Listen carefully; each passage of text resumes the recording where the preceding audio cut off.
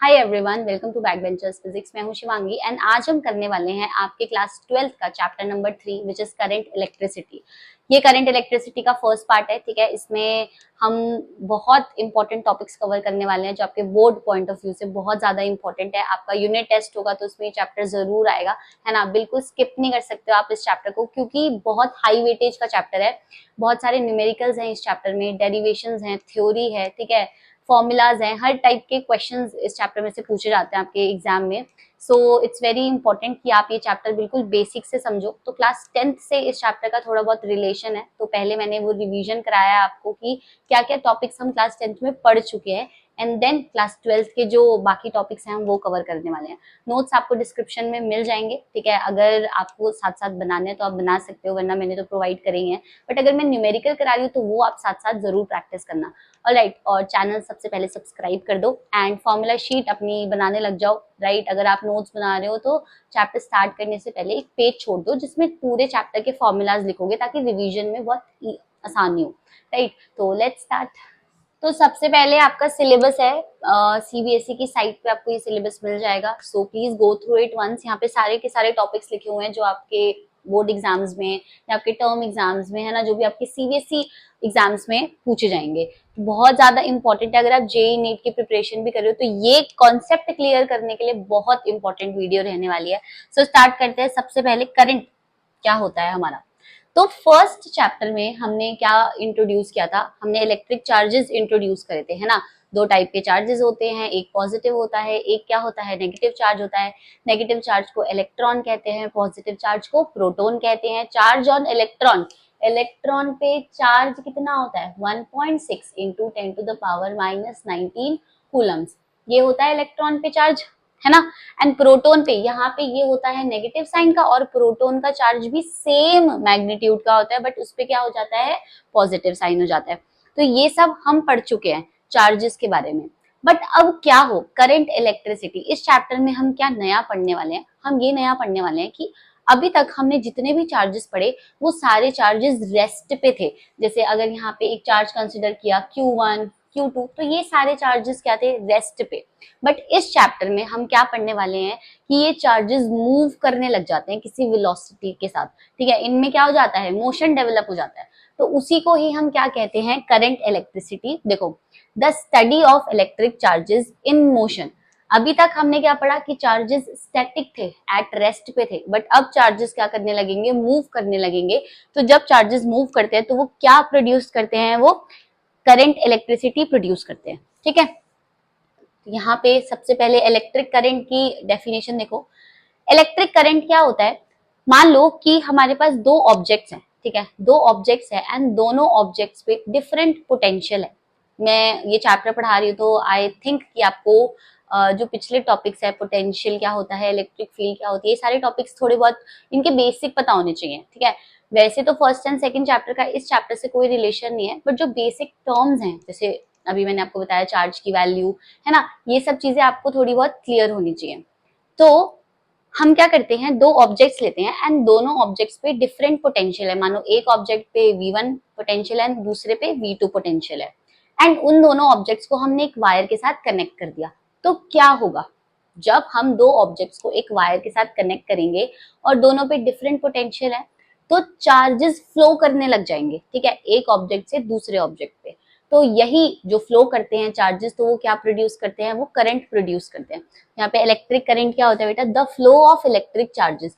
मतलब जो हमारे पास चार्जेस होते हैं, इलेक्ट्रिक चार्जेस, उनका फ्लो, उनका मोशन, उनका मूवमेंट थ्रू अ कंडक्टर, एक कंडक्टर में कॉन्स्टिट्यूट्स एन इलेक्ट्रिक करंट। यहाँ पे हम जो भी बात करेंगे वो एक कंडक्टिंग वायर के अंदर क्या प्रोसेस हो रहा है, हम उसकी बात करेंगे, ठीक है।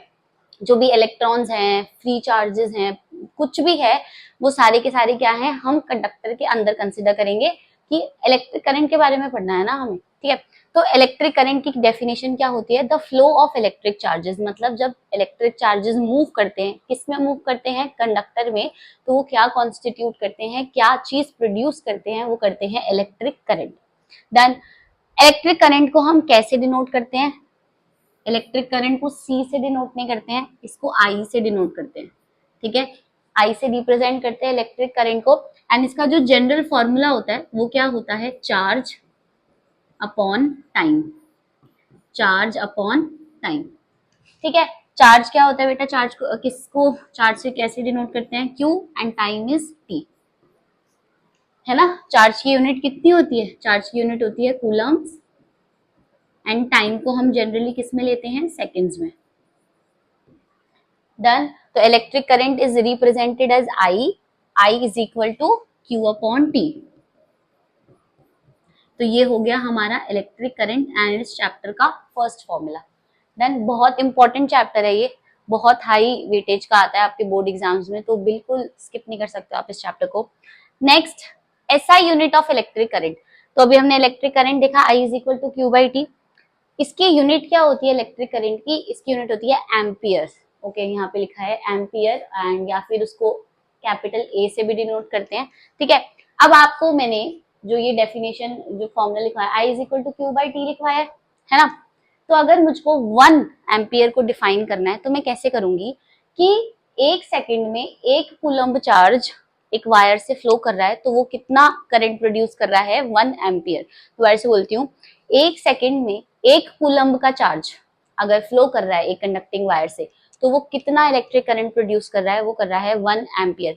जब भी आपको किसी भी यूनिट की डेफिनेशन लिखने के लिए बोले तो पहले आप उसका फॉर्मूला लिखो, जैसे हमने ये लिखा, फिर आप क्या करो, सबकी यूनिट लिख दो। जैसे करंट की क्या होती है, एम्पियर, चार्ज की कूलम्स और टाइम की सेकंड।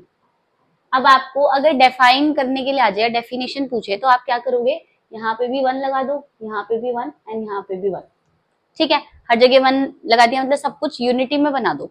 तो अब जो यहाँ पे फॉर्मूला लिखा है उसके फॉर्म में इसको रिप्रेजेंट करो। कैसे करोगे, एक सेकंड में एक कूलम फ्लो कर रहा है एक कंडक्टिंग वायर से तो कितना करंट प्रोड्यूस कर रहा है, 1 एम्पियर करंट प्रोड्यूस कर रहा है, जिस जो हो गई हमारी डेफिनेशन 1 एम्पियर की। तो यहाँ पे भी ये लिखा है, इट इज डिफाइंड एज, ये पूछी जाती है, सो इट इज इम्पोर्टेंट, सीधा आ जाता है, डिफाइन 1 एम्पियर, है ना। तो इम्पोर्टेंट डेफिनेशन है ये।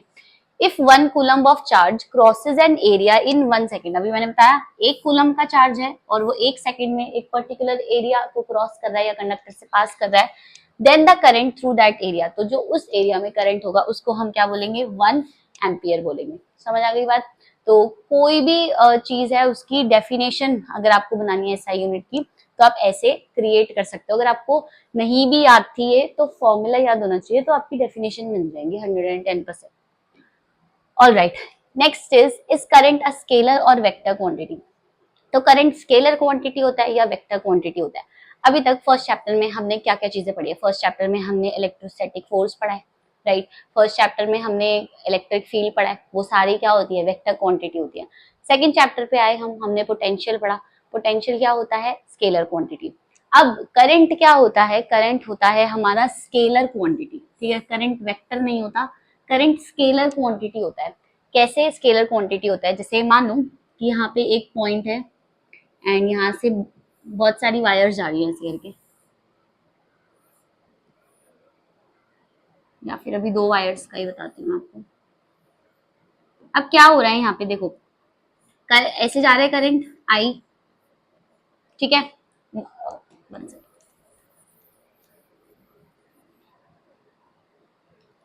ऐसे बना देते हैं, अच्छे से समझ आ जाएगा।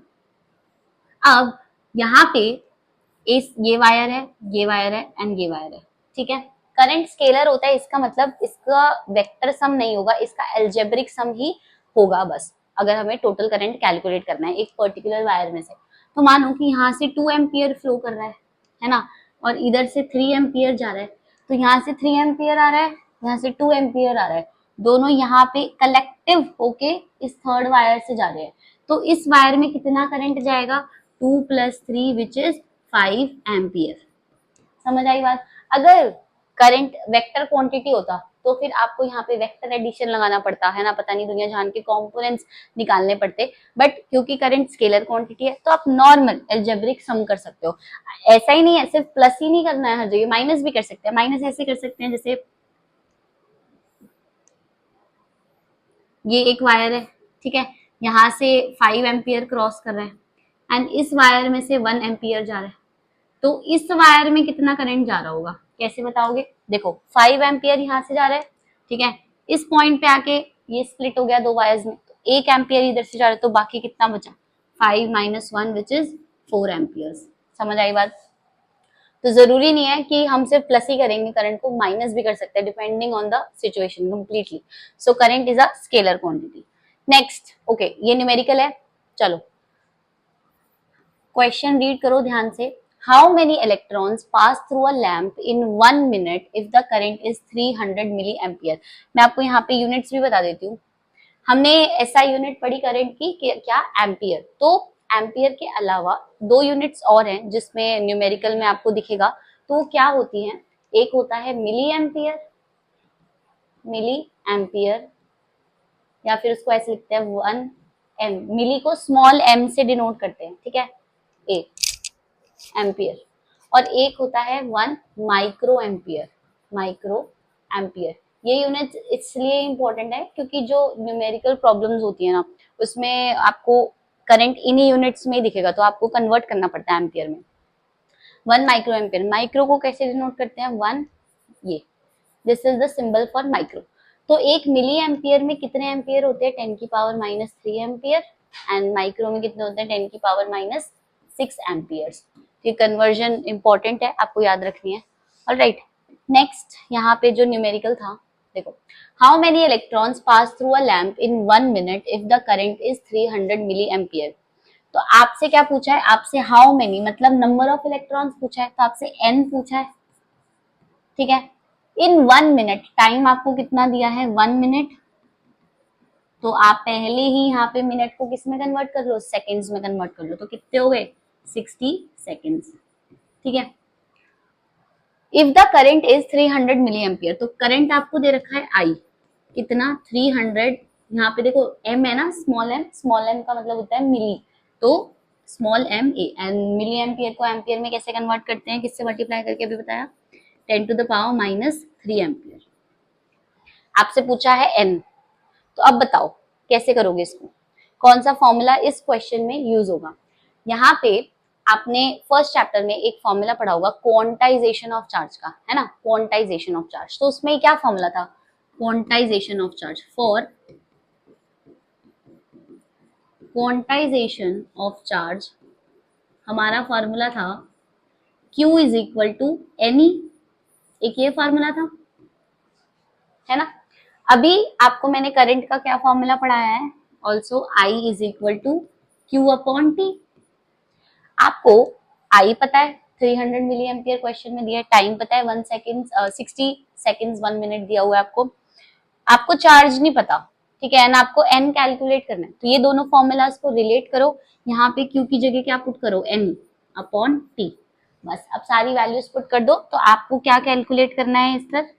You have to calculate this n, ठीक है। करते हैं वैल्यूज पुट।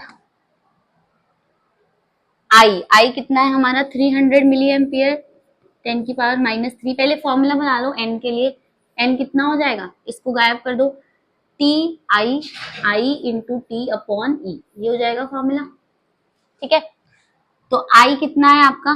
300 मिली एम्पियर दे रखा है, टी टाइम 60 सेकेंड्स, ई होता है चार्ज ऑफ इलेक्ट्रॉन, जो कितना होता है 1.6 इंटू 10 की पावर -19। सॉल्व करो इसको, आपका आंसर कितना आएगा? ये देखो, इसका डेसिमल हटाओ, एक जीरो ऊपर जाएगा, ठीक है। सारे न्यूमेरिकल वाले टर्म एक तरफ कर लो, 10 की पावर एक तरफ कर लो, 3 इंटू 6 अपॉन 16 इंटू 10 की पावर अलग करो। देखो यहाँ से 2 पावर है, यहाँ पे भी 2 पावर है, तो 4 हो गई। 4 यहाँ पे कितना आएगा? -3। ये -19 ऊपर जाके कितना हो जाएगा? +19। ऑलराइट, इसको 2 से कट करो, ये 3 पे जाएगा, 8 पे जाएगा।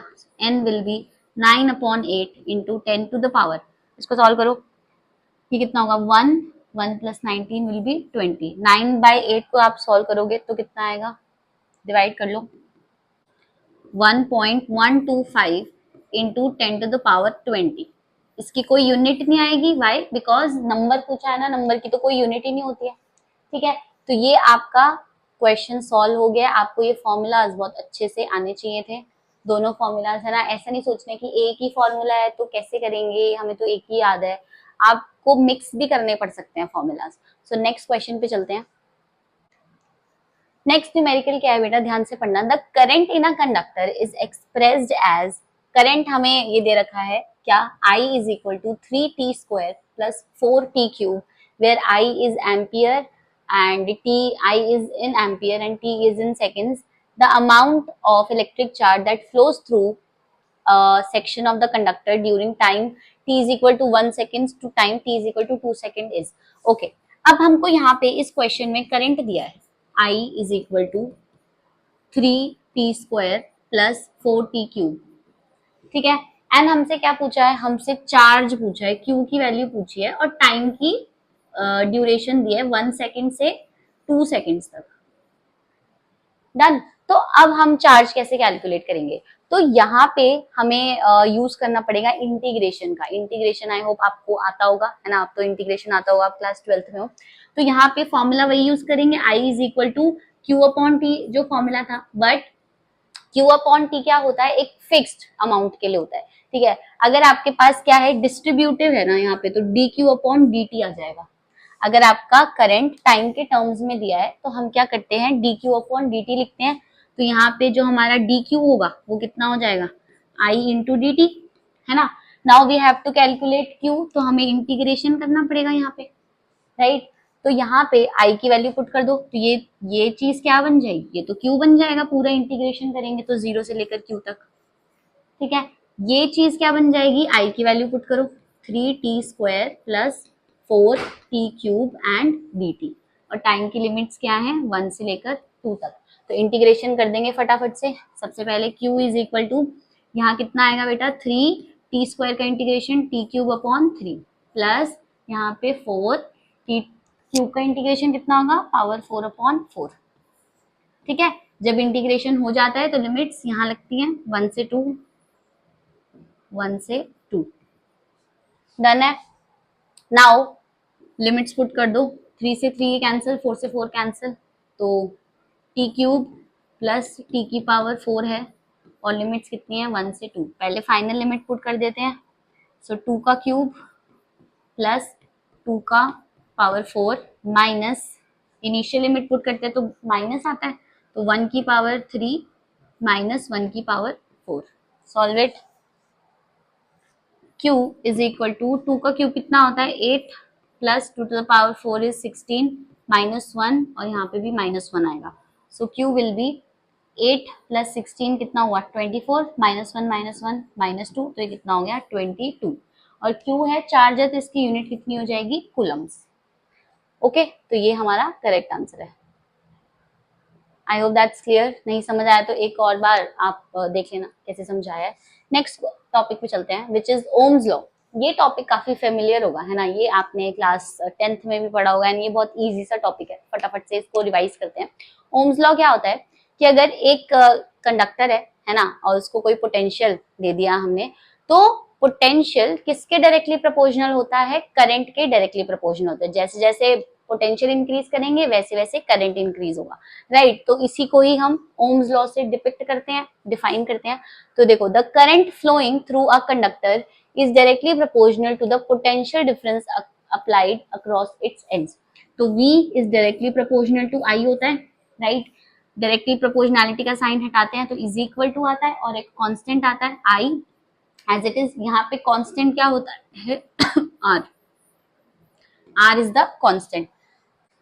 V is equal to I R, and R क्या होता है बेटा, यहाँ पे R जो कांस्टेंट होता है दैट इज रेजिस्टेंस, ठीक है। यहाँ पे ग्राफ बनता है, आपको अगर याद हो आपने बनाया तो, आई वी ग्राफ है ना, I एंड यहाँ V, दिस इज ओरिजिन।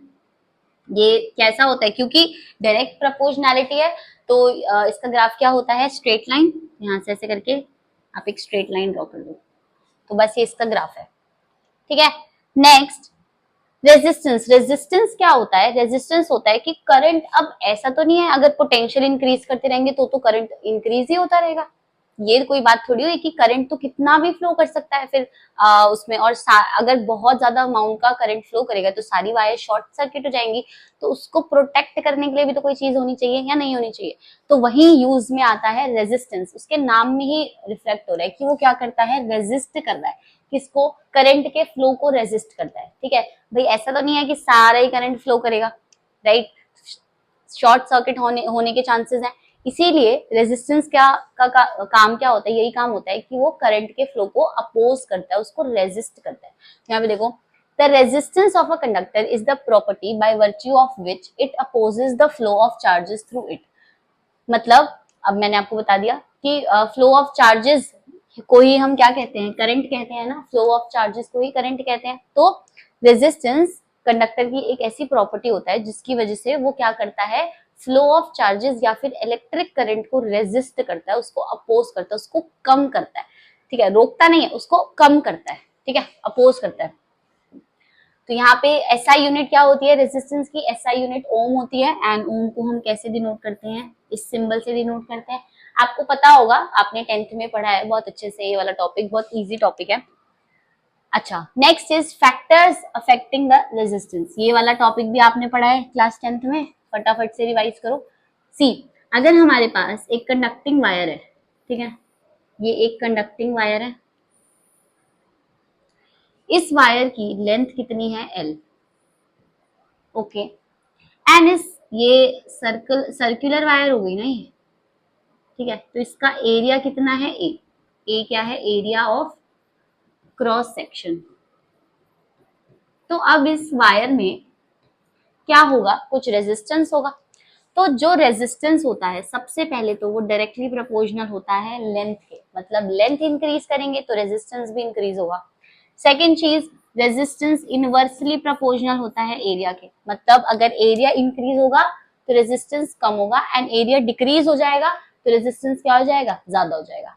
इन दोनों को कंबाइन करो, आर, इन दोनों फॉर्मूलाज को कंबाइन करो, directly proportional to L upon A, right, proportionality sign को हटाओ तो आर क्या आएगा, इज इक्वल टू, और एक कांस्टेंट आता है which is rho, L upon A.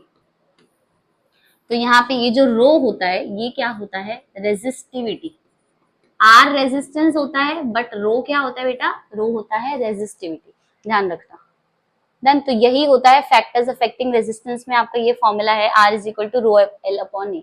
अब रेजिस्टिविटी की एसआई यूनिट क्या बनेगी, देखो बहुत इजी है निकालना, ए ऊपर चला जाएगा, एल यहाँ से नीचे आ जाएगा, है ना। तो रेजिस्टिविटी की एसआई यूनिट क्या होती है, ओम मीटर, याद रखना है इसको, क्या होती है, ओम मीटर, यहाँ पे लिख रखी है, ठीक। Next is current density, conductance and conductivity. अब ये तो चीज थी जो आपने क्लास 10th में पढ़ रखी थी, ओम्स लॉ पढ़ा हुआ था आपने, है ना, I is equal to Q by T वाला फॉर्मूला भी पढ़ा हुआ था, इलेक्ट्रिक करंट सब पढ़ा था। अब आप क्लास 12th में क्या नया सीखोगे, कुछ तो नया सीखोगे। तो करंट डेंसिटी, कंडक्टेंस और कंडक्टिविटी, ये हमारे न्यू टॉपिक्स हैं जो आप पढ़ने वाले हो। अब से पूरा चैप्टर पूरा का पूरा नया है, ये तो बस रिवीजन था। तो सबसे पहले होता है करंट डेंसिटी। करंट डेंसिटी क्या होता है बेटा, current density, the current density at any point inside a conductor is defined as the amount of charge flowing per second through a unit area held normal to the direction of the flow of charges at that point। समझ आई definition, नहीं आई कोई बात नहीं, मैं समझाती हूँ। देखो पहले मेरी बात ध्यान से सुनना, करंट डेंसिटी को हम जे से डिनोट करते हैं, ठीक है, जे से। करंट डेंसिटी को आई से नहीं करते, डी से नहीं करते, इसको किससे डिनोट करते हैं, जे से। इसका फॉर्मूला होता है करंट अपॉन एरिया। ये फॉर्मूला बहुत ज्यादा इंपॉर्टेंट है, इसको याद रखना है। J is equal to current upon area. अब J is equal to current क्या होता है बेटा, I, और एरिया मतलब A, ठीक है। बट यहाँ पे दो केसेस बनते हैं, इसकी एक वेक्टर फॉर्म भी होता है, क्योंकि करंट डेंसिटी एक वेक्टर क्वांटिटी होती है। कैसी होती है वेक्टर फॉर्म, सी, अगर यहाँ पे करंट इस डायरेक्शन में है, ये करंट फ्लो कर रहा है ऐसे, ठीक है, I, और हमने एक लूप लिया जो कि ऐसे बना है, और इस लूप का, अब आपको मैंने एरिया वेक्टर निकालना सिखाया हुआ है ना, कि अगर मानो ये कोई भी लूप है, इसका एरिया वेक्टर क्या होगा, हमेशा बाहर की तरफ, पॉइंट करेगा, इसका नॉर्मल। सिमिलरली अगर ये वाली साइड है तो इसका नॉर्मल बाहर की तरफ पॉइंट करेगा, राइट। तो अगर ये लूप है, ये ऐसे है लूप अभी, ओके, तो इसका जो एरिया वेक्टर होगा वो तो बाहर की तरफ होगा, ए। तब हमारा करंट का फॉर्मूला क्या आएगा, I इज इक्वल टू जे और इंटू ए। बट अगर अगर क्या हुआ, हमारा करंट अगर ऐसे ही रहा,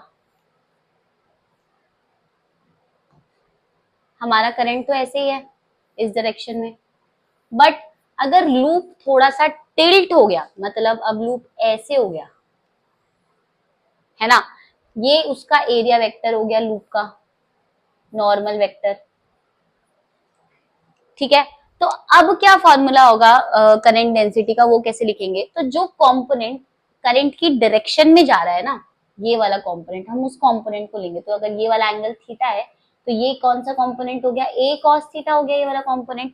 तो हमको बस एरिया का वो कंपोनेंट लेना है जो करंट की डायरेक्शन में जा रहा है, ठीक है। यहाँ पे तो एरिया पूरा का पूरा ही करंट की डायरेक्शन में था, तो यहाँ पे तो कोई दिक्कत नहीं थी, इसीलिए फॉर्मूला क्या आया, आई इज इक्वल टू जे और ए, बस। बट यहाँ पे करंट जो उसका नॉर्मल वेक्टर है वो दूसरी डायरेक्शन में है ना, किसी थीटा एंगल पे है करंट से, तो हम क्या करेंगे, उसको पहले रिजॉल्व करेंगे, और जो उसकी डायरेक्शन में कंपोनेंट आएगा वो होगा a cos थीटा। तो यहाँ पे अब j का फॉर्मूला, i का फॉर्मूला क्या बन जाएगा, j और a cos थीटा, ठीक है। अब j भी एक वेक्टर क्वांटिटी है और एरिया भी एक वेक्टर क्वांटिटी है, और cos थीटा कब लगता है, जब डॉट प्रोडक्ट होता है। तो i का फॉर्मूला क्या हो गया बेटा, j vector dot a vector. तो ये वाला फॉर्मूला बहुत ज्यादा इंपॉर्टेंट है, ओके। यहाँ पे ऐसा मान लो कि थीटा 0 था, तो cos 0 कितना होता है, 1 होता है, तो इसीलिए I इज इक्वल टू जे वाला जे ए फॉर्मूला आ गया। अब यहाँ पे थीटा की वैल्यू वैरी कर सकती है, ठीक है। तो ये हमारा क्या है, करंट डेंसिटी का फॉर्मूला। इसकी एसआई यूनिट क्या हो जाएगी, करंट डेंसिटी की एसआई यूनिट निकाल सकते हो, करंट की क्या होती है, एम्पियर, और एरिया की मीटर स्क्वायर, सो एम्पियर पर मीटर स्क्वायर, या फिर इसको ए माइनस ऐसे भी लिख सकते हैं, ठीक है। तो ये चीज आपको ध्यान रखनी है। नेक्स्ट टॉपिक पे चले। Next is conductance. कंडक्टेंस क्या होती है, बिल्कुल उल्टा होती है रेजिस्टेंस के, बस आपको ये याद रखना है। कंडक्टेंस का फॉर्मूला होता है 1 अपॉन रेजिस्टेंस।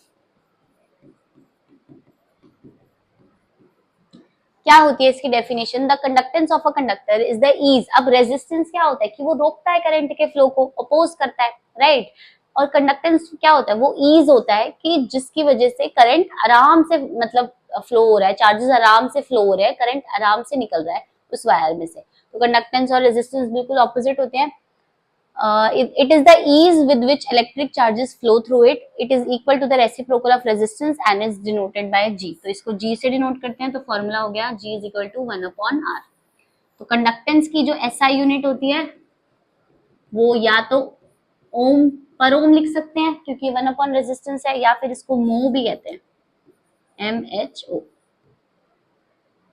ठीक है। तो 2 यूनिट्स होती हैं, ध्यान रखना। नेक्स्ट डेफिनेशन है आपकी कंडक्टिविटी। तो अभी तक हमने ये सारी डेफिनेशंस पढ़ ली, है ना। सबसे पहले करंट डेंसिटी पढ़ लिया हमने, नेक्स्ट कंडक्टेंस, एंड अब है कंडक्टिविटी। तो जैसे कंडक्टेंस रेजिस्टेंस का ऑपोजिट था, सिमिलरली कंडक्टिविटी किसका ऑपोजिट होगा, रेजिस्टिविटी का ऑपोजिट होगा। सो यहाँ पे फॉर्मूला क्या बन जाएगा बेटा, conductivity is equal to 1 upon resistivity.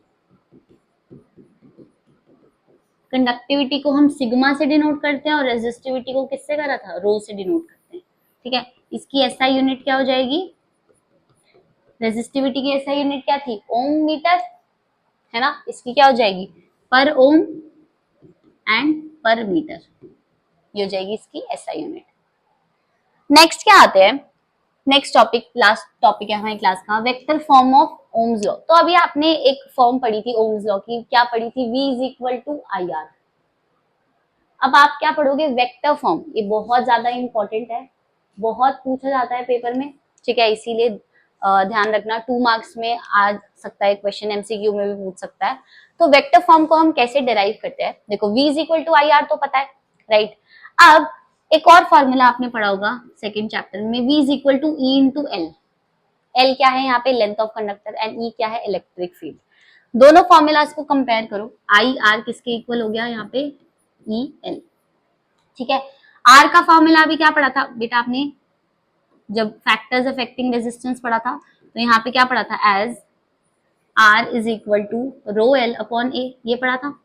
Are की जगह पुट कर दो rho L upon A, so I rho L upon A is equal to E L. L से एल क्या हो गया हमारा, कैंसिल हो गया।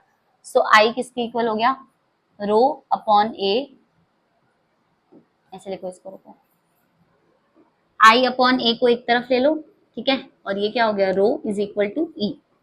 अब आई अपॉन ए, करंट अपॉन एरिया, अभी मैंने आपको बताया ना यहाँ पे, करंट अपॉन एरिया क्या होता है, करंट डेंसिटी होता है, तो इसको क्या लिख देंगे, जे, करंट डेंसिटी, और ये क्या हो गया, रो रेजिस्टिविटी और ई। ठीक है, रेजिस्टिविटी किसका ऑपोजिट होता है, इस टॉपिक में बताया, कंडक्टिविटी का, या फिर कंडक्टिविटी रेजिस्टिविटी का ऑपोजिट होता है, तो कुछ भी लिख सकते हैं। तो जे रेजिस्टिविटी कंडक्टिविटी का ऑपोजिट है, तो इसको सिग्मा लिख सकते हैं, इज इक्वल टू ई। इसको यहाँ ले जाओ सिग्मा को, J is equal to sigma E. अब जे भी वेक्टर क्वांटिटी होता है और ई भी वेक्टर क्वांटिटी होता है, तो इसको वेक्टर की फॉर्म में डिनोट कर दो, तो क्या आ जाएगा, J vector is equal to sigma E vector.